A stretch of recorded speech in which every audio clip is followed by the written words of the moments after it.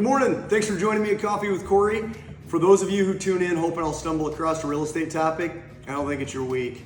A song came on my playlist during my morning run that brought back all kinds of memories and took me to a lot of things that to me are probably more important than talking about real estate this morning. So I'm gonna get right to them. The song was That's the Only Way I Know by Luke Bryan, Jason Aldean, and Eric Church. And one of the lyrics in that song, there's so many that are applicable to my life and how we were raised and the things that we did growing up. But when he says, going into the wall, smoking and spinning, still not thinking about nothing but winning, that's rang true several times in my life with times when it feels like the wheels are coming off the bus and there's chaos all around you.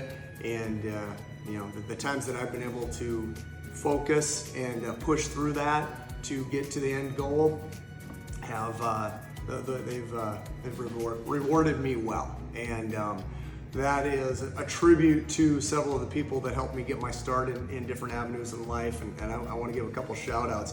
Last week I mentioned Janice Haig, one of our staging team that retired. Well, her husband, Rodney Haig, was very instrumental in my life as a youngster because he was one of our wrestling coaches. He and a guy by the name of Ray O'Day, they coached us, brought us up through wrestling. And obviously it's about wrestling, but it's also about motivation and keeping your head up and doing things the right way. And for those of you who have ever heard me say, come on, let's go, just like that, that's Rodney Haig. I am telling you, that is ringing in my ear to this very day. He'd be at the edge of the mat hollering at me to motivate me, and it worked. So thanks, Rodney. And one of the other friends to our show, Randy Poole, I appreciate you tuning in. Almost every week, Randy, you'll make a post on social media, and I appreciate that a lot. And you were very instrumental in my life.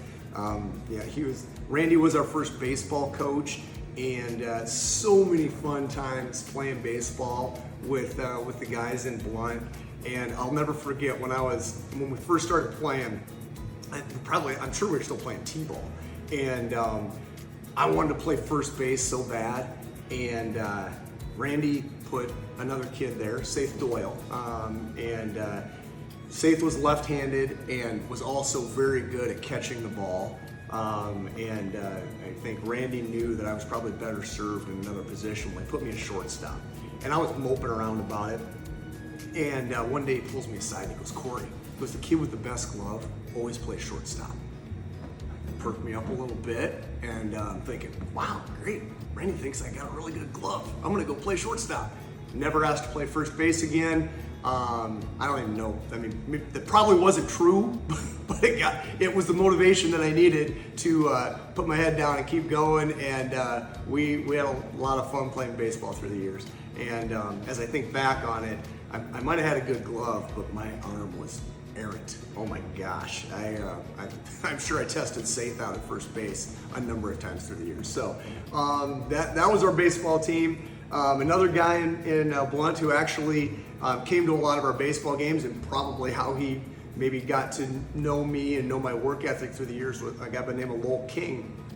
He put in a good word for me so I could get a job over at the Corps of Engineers, which was a job that I took from freshman year of high school through my senior year of college, and it was very important to me because it was a great job. Number one, met a lot of good people and got to do a lot of things that taught me a lot about life. One of the best stories was my first day on the job. I was a maintenance guy at that point.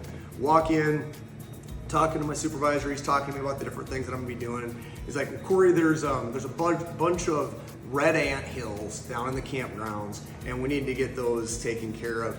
So grab a shovel and a bag of diazinon, go take truck 68, throws me the keys, and go down there and get to work on that.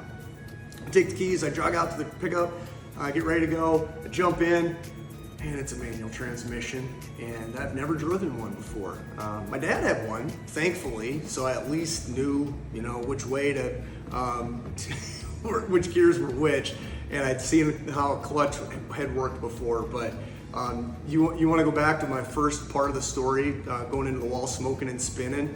Well, there's plenty of smoking and spinning as I was trying to get that truck through the campground, but I was not about to go back into the maintenance shop and tell my supervisor I couldn't drive that pickup. So that's how I learned to drive a manual transmission, baptism by fire.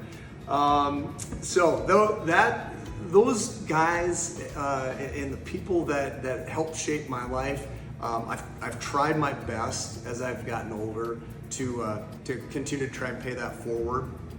And some of the best compliments I've ever gotten are when people come up to me and reference how I either coached them in baseball or football or basketball or one story. One of our older boys had a friend over one night, and this has been a couple years ago now, and she looks at me and she goes, "You know, Corey, you taught our junior achievement class when I was a freshman in high school," and that had to be almost 20 years ago. It just, it made me smile. I said to her, I'm going, "Oh, so what did we talk about?" She goes, "I don't have any idea what we talked about, but I do remember your energy. You were energetic about everything." So I don't know if she was calling me unorganized or not a very good instructor, but I did take the energetic part out of it. And if you do nothing else when you're encouraging youth other than being energetic, being supportive, kind of tells me that might be enough. So be involved and help our youth, because you never know where that's going to take them and the good feelings it's going to give you. So thanks for listening to me this morning. I appreciate it when you can tune in and join me for stories about my hometown and for the people that helped shape my life. And I hope to see you next week at Coffee with Corey.